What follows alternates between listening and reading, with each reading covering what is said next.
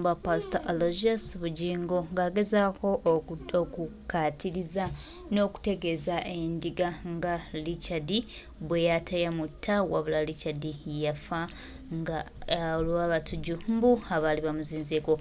Era Pastor Bujingo akaabye amaziga muganda wange n'eŋŋamba bannange tulabye n'ensi eno tulabye n'abafere bano bannange bajja kulimba ogenda mulabaawo ng'akulukuta amaziga akaaba okufa obufi n'ebigambo bimulemye okwogera naye bannange laba obutungulu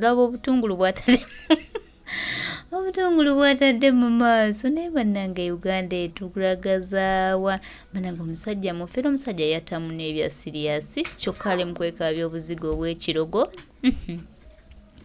nenamu endiga mmwe abatalaba bigenda mu maaso bannange lwaki tusaba mukama abawe ekisa baggula amaaso mulaba obufere bw'omusajja ono agenda mu maaso n'okufera abantu balabe kyannaku nnyo nti abantu balemye okukkiriza nti ono omuntu mufere mubbi mutemu bajja kuba ssente mu bantu nga bebatwalira mwami Tebbuhabulwa era bannamagye be bazze kwegamba kaakati ono pisito zatambula nazo naye bannange kamboyekana akatambi mugenda kuseka nammwe mufe naye Bujingo ofaaki n'ensi ofaaki Bujingo ofaaki n'ensi ofaaki ne bannayuganda bannayuganda ofaaki nabo bannange mundeka manyi siriima Richard sijja kuswaza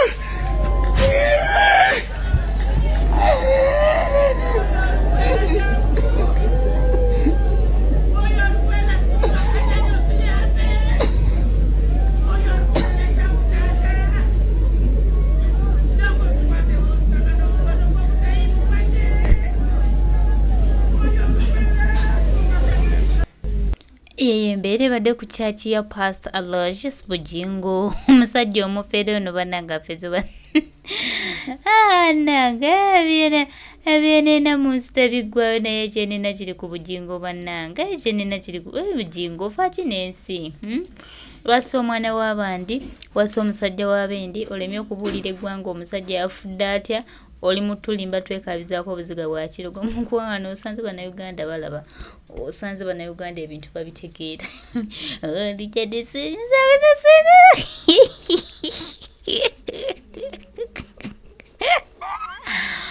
wabula butama buutu olimba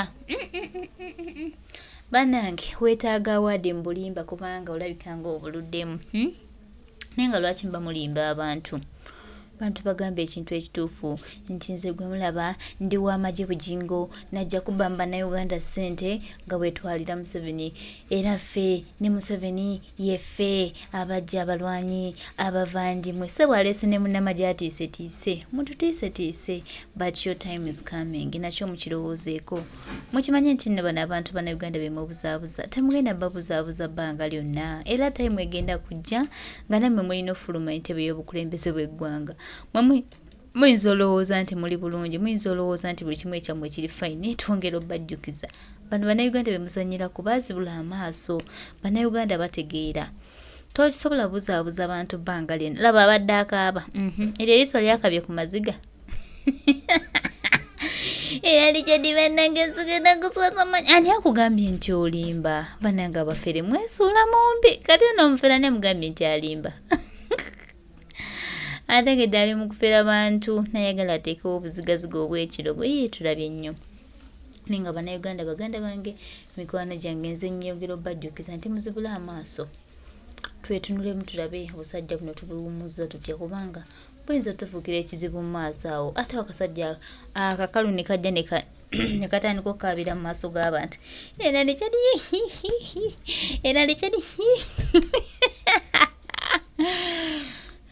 wannange byennaku bisigala ne Bujingo otuzanyiddeko kasajja gwe ozanyidde ku bantu ozanyidde ku bwongo bwa bannayuganda naye twongera okujjukiza komedi yenna katemba omukoze buli kimu okikoze ozimbiriza ku bannayuganda obutama naye twongera okujjukiza ebyo byonna biriwo kaseera buseera tulabye bangi abalina abantu naye munnange ng'essaawa zino tebakyabalina so bw'oba olowooza nti ogenda kuzannyira ku bantu bazannyireko mpola okimanye nti bannayuganda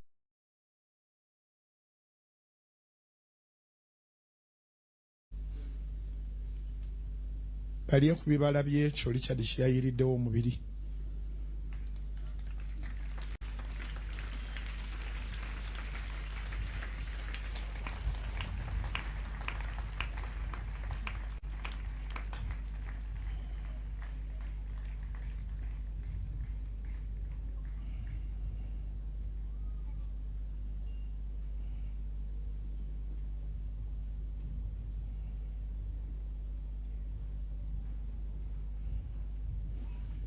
Katonda ffe omulungi.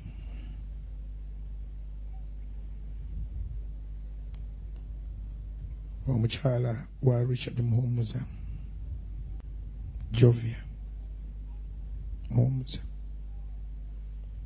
n'abaana bonna abataano tubatadde mu mikono gyo.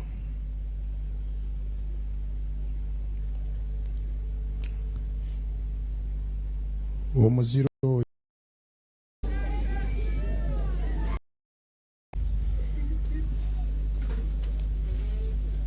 Mukama yebazibwe.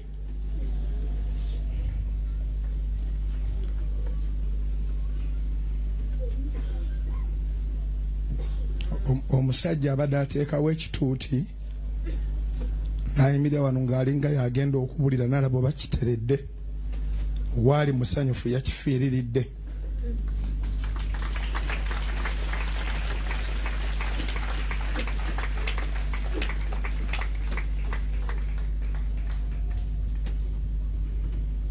Size kubuulira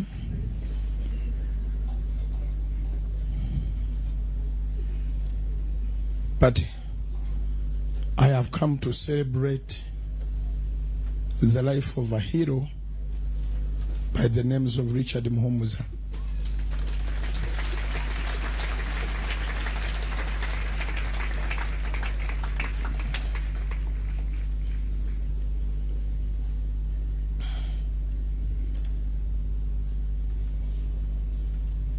I have come to celebrate the life of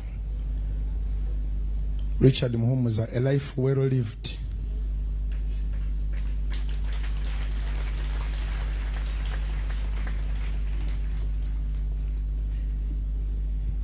He has been selfless to the last minute.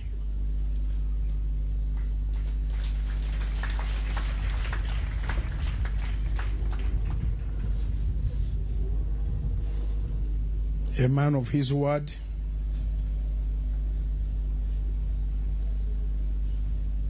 a genuine man,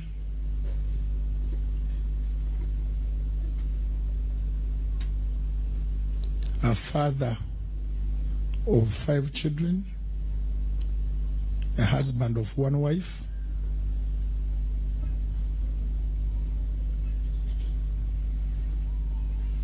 a patriotic man,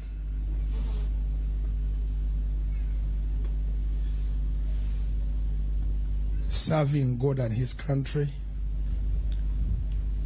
to the last minute.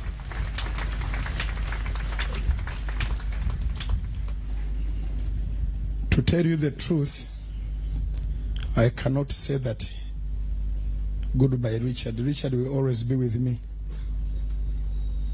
Richard will always be with us. We will always be with Richard.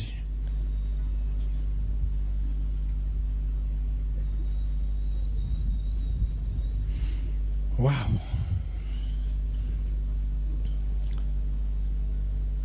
Size kubuulira zize tujagulize wamu obulamu bwa Richard Muhumuza. Erinnya ly'eddala lye mubadde mutamanyi bamuyita Mulinda. Abadde Richard Muhumuza M naye ng'eyasirisibwa ye Mulinda.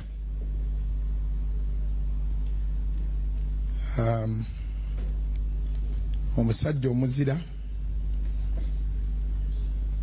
eyalokoka n'alokokera ddala.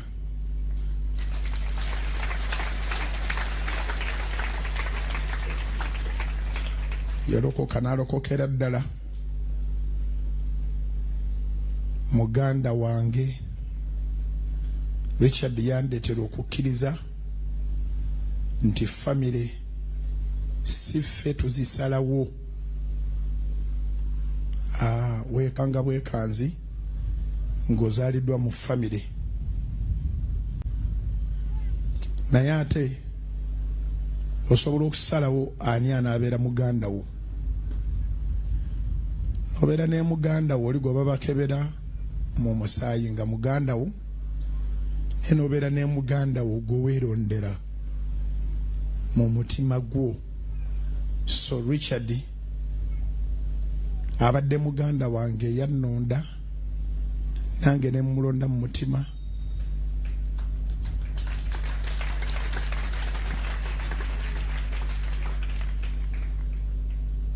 Nsobola okugamba nti emyaka egibadde 20 kitukayanangako na Richard. We have never been in argument, in any argument.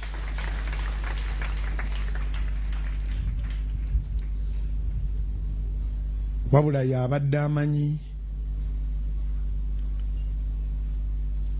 kyoyogera nange nenzikakkana.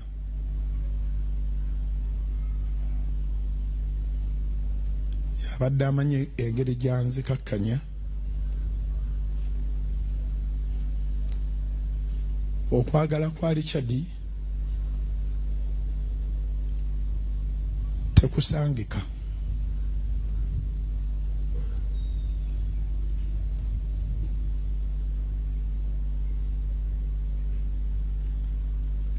Mwaza okunjagala paka kukuwaayo obulamu bwe.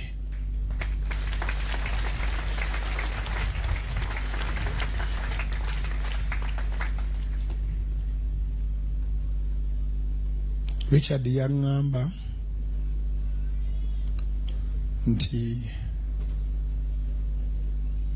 agenda kuweereza Katonda nga tasomye lunyiriri na lumu ku kituuti, nga tagenze mu ddwaliro kusabira balwadde, ate n'ekirala kyakoze wabula agenda kuweereza Katonda nga andabirira.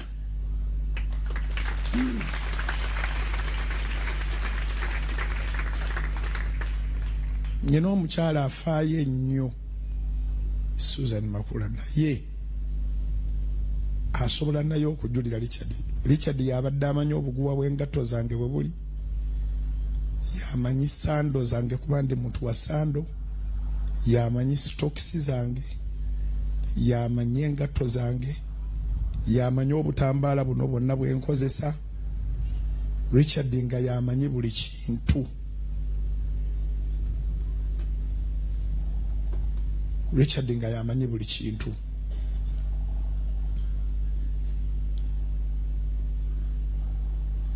Richard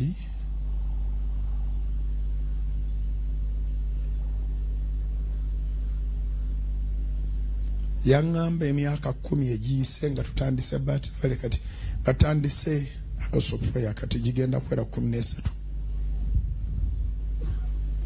Ne yaŋŋamba emyaka 10 egiyise. Okusooka tiyakiŋŋamba kubanga saalina na ntalo, naye oluvannyuma yaŋŋamba naye omanyi ekintu ky'ositudde kinene nnyo nnyo nnyo nnyo nnyo nnyo nti bwe kitaba ki bajja kutta, naye ng'alina essaala ye nti bw'abanga agenze ku missoni z'eggwanga tebannumbanga, ayagala lwe balinnumba tubeere babiri mu mmotoka.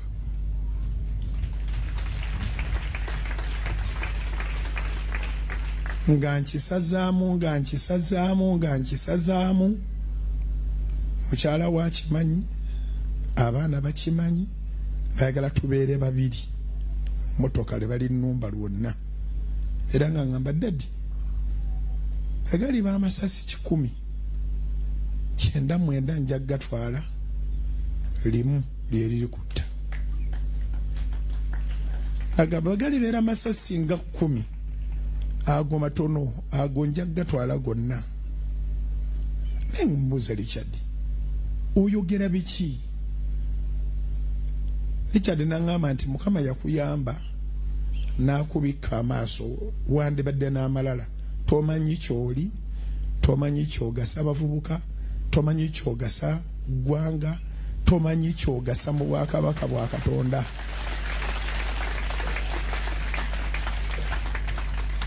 nangamba Mukama yakuyamba tomanyi kyoli singa obikulirwako n'akatono bwe kati wandifunye amalala naye ekyo kyoli kyonna sitaani ateeka okulumba ajja kwagala okutta naye nze wendi abaana abo boolaba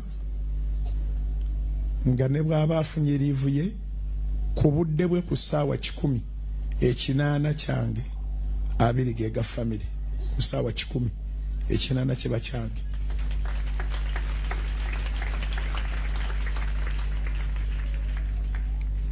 abaana nga bakimanyi balina baddadi aba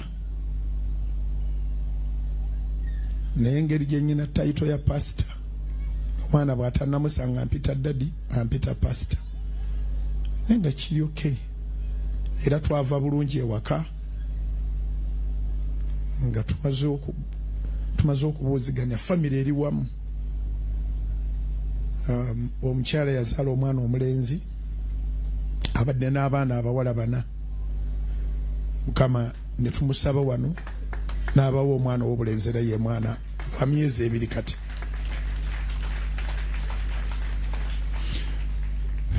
bwe yamala okuzaala najja Namayumba kubanga ye wakati wali famire endala nga bwe nagambye Richard Mombuza yandeetera okukkiriza nti abooluganda tuzaalibwa nabo siffe tusalawo naye muganda wo osobola okusala onoga nti gundi muganda wange so bwe yamala okuzaala emyezi nga 2 egiyise tubadde tubeera Namayumba ffenna comfortable era nga tukeera ku makya Richard najjayo engato zange Richard nazze ku celebrate kabulamu bweka mubabuulira abadde musajja muyonjo ekigenda ewala nti akeera ku makya naggulawo emmotoka tabeerangako driver wange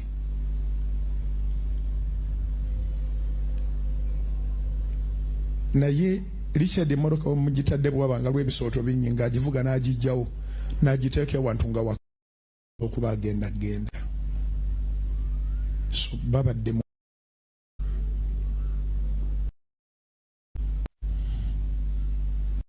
muhumuza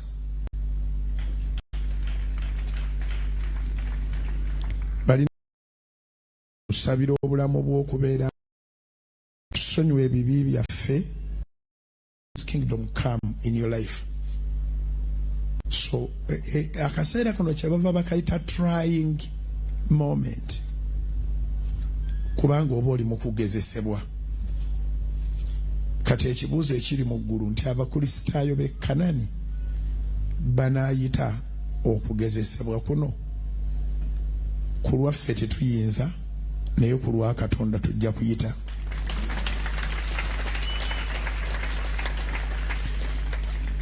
so we stand to